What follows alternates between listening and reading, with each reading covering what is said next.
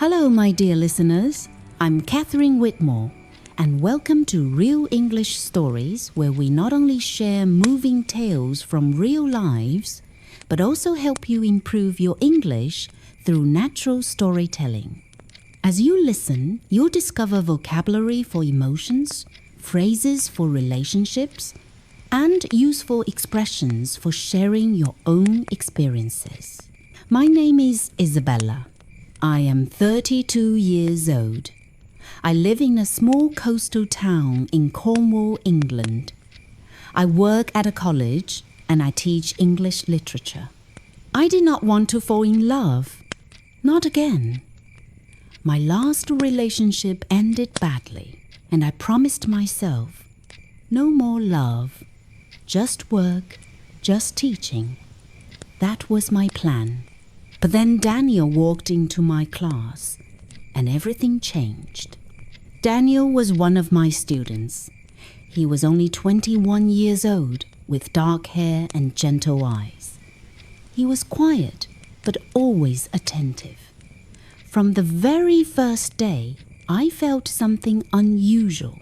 I tried to ignore it. I told myself, he is just a student. Do not think about him.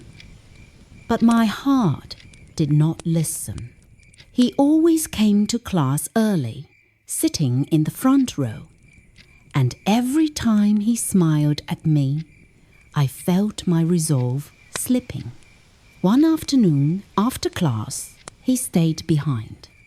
"Miss Isabella, may I help you carry the books?" he asked. I tried to refuse, but he insisted.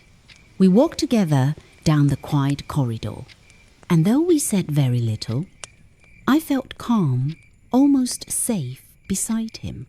That night, I sat alone in my cottage, listening to the sea outside, and I thought of him. I told myself, "Stop this, Isabella. He is your student. This is not right." But the truth was simpler. I was lonely. No one waited for me at home. No one asked me how my day had been. And now here was Daniel, kind, attentive, making me feel as though I mattered.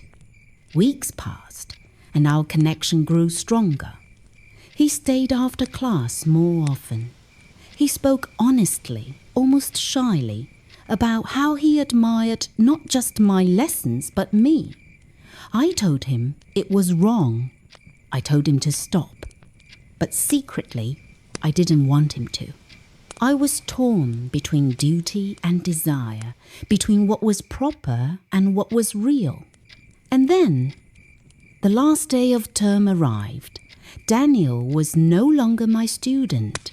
He looked at me and said softly, "Now, I am just a man, and you are just Isabella." We met again, not as teacher and student, but simply as two people. We sat in a cafe by the harbor, talking about books, about the future, about life. It felt natural. It felt safe. It felt alive. I still carried fear of judgment, fear of making a mistake, but with him, I also carried hope. For the first time in years, I did not feel alone. Sometimes love does not follow the rules. Sometimes it arrives at the wrong time, in the wrong place, with the wrong person. And yet, it can still be real. It can still be beautiful. So, my dear listeners, what can you take from Isabella's story? Today, you've learned natural English phrases for love and emotion expressions. Like, my heart did not listen. I felt calm. And sometimes, love does not follow the rules. These are phrases you can use in your own English conversations. But more importantly, perhaps you've also learned that life is never perfect, and yet, even in imperfection, there can be meaning. Thank you for listening to Real English Stories. If this story touched your heart, don't forget to like, comment, and share.